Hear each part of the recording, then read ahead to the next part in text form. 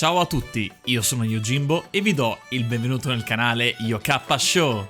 Quest'oggi ritorno col mio vecchio avatar solo per parlarvi di questo nuovo, incredibile settimo episodio della seconda stagione di Helluva Boss. Che ne dite di partire subito con l'analisi di Mammon's Magnificent Musical Mid-Season Special Fit Fizzarolli? Che fatica a dire questo titolo. Ma prima di iniziare, come sempre, se è la prima volta che capitate in un nostro video, vi chiediamo di iscrivervi al canale, perché abbiamo notato che un sacco di gente che guarda i nostri contenuti non è ancora iscritta, e se ognuno di voi lo facesse, potremmo creare qualcosa di bellissimo tutti insieme. Ci troviamo in un flashback in cui Blitz e Fizzarolli sono adolescenti. Siamo di nuovo nel girone dell'avarizia ed in particolare ad un concerto del principe che incarna questo peccato. Vediamo infatti qui la prima e vera e propria apparizione di Mammon, il principe con l'accento australiano, che annuncia un concorso di bellezza, ma con i clown. Il vincitore di questo concorso diventerà il nuovo volto del suo brand, che non vorrà assolutamente sfruttare solo come ennesimo espediente per fare soldi, no. Fizzarolli ne è entusiasta, mentre Blitz è decisamente scettico. Sulla via del ritorno Fizzarolli dice a Blitz che non desidera altro che vincere quel concorso e lavorare con Mammon. Tuttavia l'amico afferma che è inutile rispetto alla fama e alla fortuna che già hanno ottenuto al circo dove lavorano e che non vale la pena diventare la mascotte del principe dell'avarizia. Fizz spiega che non si tratta di ottenere fama e fortuna, ma piuttosto di avere la possibilità di lavorare al fianco del suo idolo, e lo definisce addirittura una fonte di ispirazione. Tanto vi è devoto. Guardando Helluva Boss ci si può rendere conto di come il mestiere di clown sia qualcosa che rende davvero famosi in quel mondo, e per qualche ragione anche oggetti del desiderio sessuale. I principi dei vari gironi sono automaticamente famosi poiché figure di spicco dell'inferno, e di conseguenza è naturale che diventino dei modelli da imitare per le persone comuni. Come nel caso di Mammon, questi principi sfruttano la propria influenza che hanno sulla popolazione per ricavare profitto e magari rendere famosa una professione come quella dei clown, di cui altrimenti non si spiegherebbe l'incredibile popolarità all'inferno. Blitz taglia corto dicendo che Mammon è eccezionale, nascondendo invece il fatto che in realtà non gli piace. All'improvviso dall'ombra sbuca fuori Barney Burns, detto anche Crypto, un fan ossessivo del loro circo che spaventa Fizzarolli e cerca di imporre la propria idea per un numero nella loro esibizione. Blitz lo riconosce e sa che è uno stalker che viene regolarmente a curiosare nei loro camerini. Barney li minaccia con arroganza per non avergli dato attenzioni. Avevamo già visto in passato nel pilot di Hazbin Hotel un altro esempio di fan morboso, cioè quello che manda le lettere ad Angel Dust poiché è fissato con lui e i suoi piedi. Quest'individuo però è diverso da Crypto, poiché sì, è un fan tossico ma desidera davvero Angel. Barney invece non vuole Fizzarolli, tant'è che non è nemmeno interessato al suo lavoro, ma piuttosto è attratto dalla sua fama. Nella sua testa anche lui pensa di meritare quel successo e vede Fizz come un mezzo per arrivare a questo. Nella sua fantasia malata lui si sente di avere dentro di sé un talento grezzo e nascosto, che, sommato alla fama del clown, verrebbe alla luce ponendolo sotto i riflettori. In una scena successiva di questo episodio vedremo come nel suo immaginario pretende di stare prima con Fizzarolli e poi passa alla fase in cui invece è lui al centro dell'attenzione e il clown è letteralmente diventato uno schiavo al suo guinzaglio, come dimostra anche il palese abbigliamento da slave. Questo personaggio terrificante rappresenta molto bene l'accanimento estremizzato a cui un fandom può arrivare. In una fanbase, ma questo anche in un gruppo generico di persone, potremo trovare spesso due categorie di fan, quelli empatici e quelli narcisisti. Gli empatici sono quelli in grado di apprezzare l'intrattenimento e sono anche gli stessi che scrivono le fanfiction, che si inseriscono con degli OC e vogliono vivere nel mondo creato dall'autore insieme ai propri personaggi preferiti. I fan narcisisti invece sono quelli che sì, si godono l'intrattenimento ma al fine di usarlo per un proprio tornaconto personale. E questo è proprio Barney, che cerca di farsi apprezzare da Fizz perché pensa che questo gli darà fama e che grazie al suo aiuto piacerà anche agli altri. Quando però questo non accade e il clown ovviamente non lo vuole, passa immediatamente ad odiarlo perché, sempre nella sua logica malata, ha infranto i suoi sogni. Infatti lo sminuisce subito e critica la sua performance. Scopriremo più avanti che avrà fondato addirittura un blog al solo scopo di criticarlo. Il problema è che molte persone sinceramente buone come Fizzarolli si lasciano influenzare da questi giudizi negativi e si crea, come nel suo caso, un circolo vizioso di dubbi. Insicuro dubita di se stesso mentre Blitz gli dice di non soffermarsi sulle opinioni di uno stronzo ossessivo. Nonostante questo, Fizz si sente ancora vulnerabile, fissandosi con l'idea di avere successo e di dover essere perfetto. Dopo aver vinto un concorso, l'addestramento intensivo e la preparazione di Fizzarolli hanno dato i loro frutti ed è ora diventato il volto del marchio di Mammon. Lo vediamo infatti in una pubblicità piuttosto cringe nella quale possiamo scoprire tutti i tipi di gadget e i cloni robotici creati a sua immagine e somiglianza per fare soldi. Nel presente, siamo di nuovo alla torre di Asmodeus. Fizzarolli sta nascondendo le sue cicatrici col trucco, preparandosi per lo spettacolo a tema clown di Mammon. In pratica è un concorso annuale organizzato dal principe dell'avarizia in stile American Idol, che permette al vincitore di rinnovare il suo contratto e continuare ad essere il volto del suo brand. Da 10 anni Fitz ha continuato a vincere, ma è preoccupato questa volta di perdere il suo contratto. Ozzy entra e vede Fitz preoccupato, non capendone il motivo, poiché ritiene che lo show del principe dell'avarizia sia stupido. Tuttavia Fizzarolli continua ad essere ossessionato dal concetto di dover essere perfetto per Mammon e di doverlo rendere orgoglioso. Il principe della lussuria gli dice una cosa molto giusta e realistica, che non esiste la perfezione, e cerca di convincerlo che forse sarebbe il caso che si ritirasse o quantomeno si prendesse una vacanza lontano dai fan tossici da cui l'ha sempre dovuto proteggere. Scopriamo in questo discorso che Asmodeus odia dover progettare giocattoli sessuali ad immagine e somiglianza di Fizzarolli per conto di Mammon. Fitz ha un'immagine distorta di se stesso, si immagina come l'ennesimo Robo Fitz, un clone robotico di piacere, truccato e vestito a tavolino. Sotto però tutta la maschera rimane, come vedremo, un semplice imp danneggiato. Il clown, saldo sulla sua idea, dice che lavorare per il principe dell'avarizia è importante per lui, perché è il suo idolo da quando aveva 5 anni e non può deluderlo semplicemente non partecipando. Il compagno dice a Fitz che non vale la pena lavorare per Mammon, lo conosce sin dall'origine dell'inferno e afferma che è letteralmente il peggiore dei 7 peccati capitali. Per quanto ami Fizzarolli, non vuole che faccia il clown solo per l'approvazione di qualcuno. Asmodeus è il principe del peccato della lussuria, ma paradossalmente è anche il demone più emotivamente empatico e maturo che si sia visto finora nell'Uva Boss. Cerca di spiegare a Fitz che lo ama sinceramente per quello che è. Si vede anche solo dalle loro tenere scene di vita mattutina.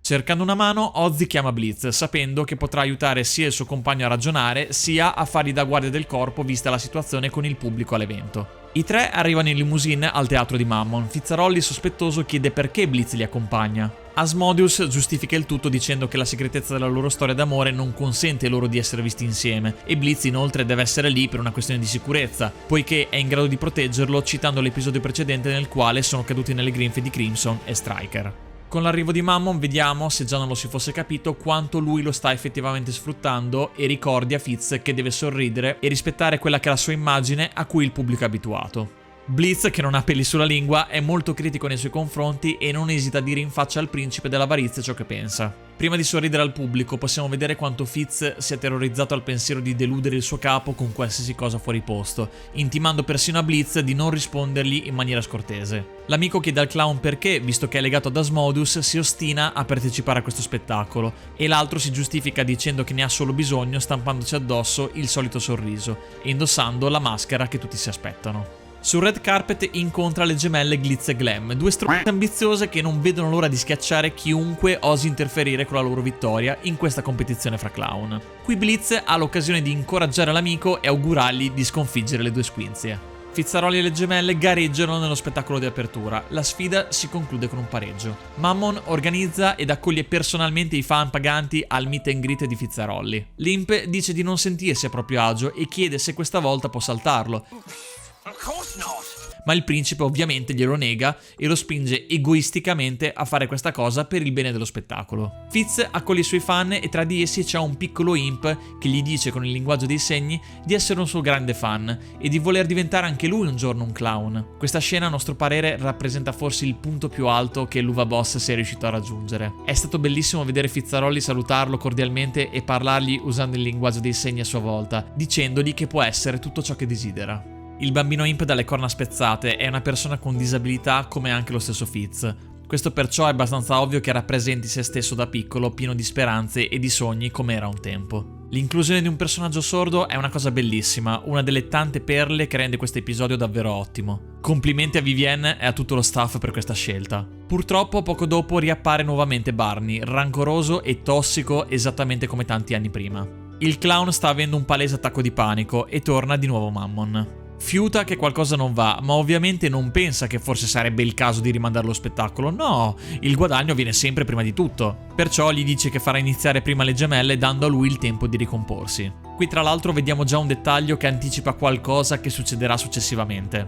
Mammon ha in realtà altri occhi sul viso, in totale 8, quindi questo ci fa capire subito che è un demone ragno in realtà, o qualcosa di simile. Blitz chiede a Fitz ancora una volta il motivo per cui continua a fare quello che fa, sottolineando quello già detto da Asmodeus, cioè che questo spettacolo di clown è stupido. Fizzarolli afferma che questo lavoro è tutto ciò che conta e senza quello perderebbe tutto. Ancora una volta l'amico cerca di fargli aprire gli occhi per fargli capire quanto venga sfruttato da Mammon, ma il clown lo difende a spada tratta e afferma che fa tutto parte del processo per spingerlo a migliorare. Nel mentre assistiamo alla canzone Clown Beach, cantata dalle sorelle Glitz e Glam, sentita brevemente durante la loro prima apparizione. Ma penso che tutti si ricorderanno questa traccia, poiché era il brano che abbiamo sentito durante tutto il trailer della seconda stagione di Ulva Boss. È stato magnifico avere finalmente un testo per questa canzone e il numero delle due gemelle rimane molto bello. Che non so se per voi è stata la stessa cosa, ma a noi ha ricordato tantissimo una canzone delle KDA della Riot. L'esibizione agita Fitz al punto da farlo fuggire nel suo camerino. Quando si guarda allo specchio, vede che sta sudando così tanto che il fondotinta sta colando e mettendo in mostra il suo viso segnato dalle cicatrici. Vedendo la quantità di problemi emotivi in cui si trova Fizzarolli, Asmodeus rischia il tutto e per tutto e si espone presentandosi nel suo camerino per controllarlo. Fitz insiste che sta bene, quando Ozzy può vedere chiaramente che non è così.